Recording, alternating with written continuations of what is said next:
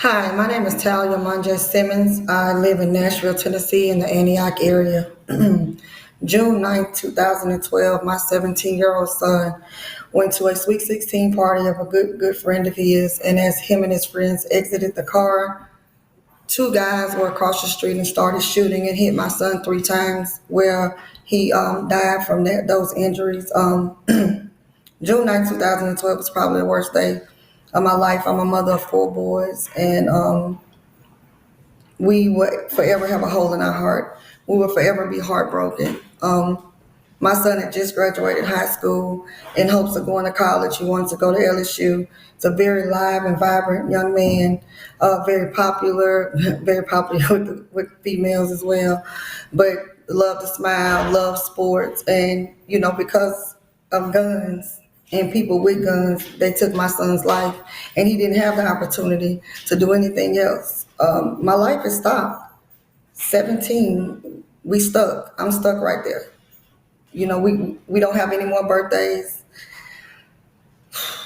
no weddings, no grandkids from him, anything. Those are the things that we go through as parents, as loved ones, as friends, as family, when you're in a situation with gun violence. And we're asking, we're begging, we're pleading our government, Tennessee state government, our city, Nashville government, to step in and do something. We can't fight this by ourselves. We know laws have to be put in place to protect us, not just to protect the Second Amendment rights, but to protect us as a country, as human beings. This is a human thing. It's not about color, race, gender, anything. This can happen to anybody, any given day or time. And every day we cut the TV on, this is what we're looking at. This is what we're looking at. I will never get my son back.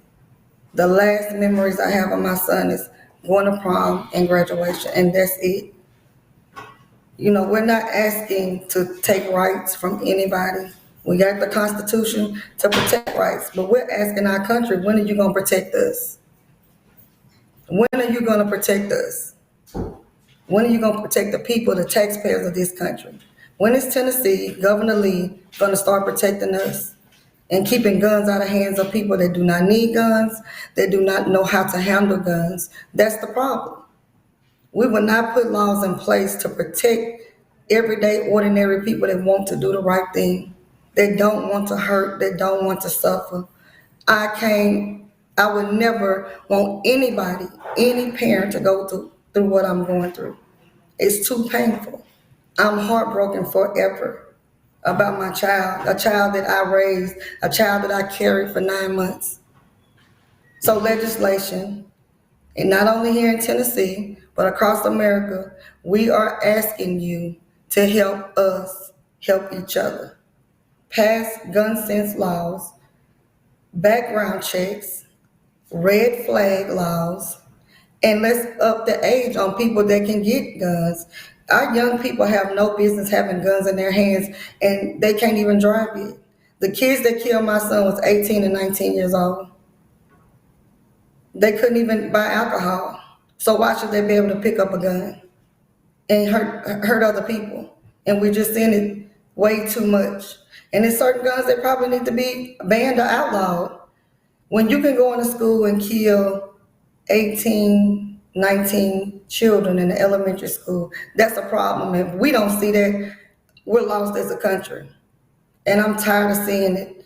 But this situation has thrown me into advocacy. And until I have no more breath in my body, I'm going to fight for this country. I don't fight just for my kids. I don't fight just for my son, but I fight for this country.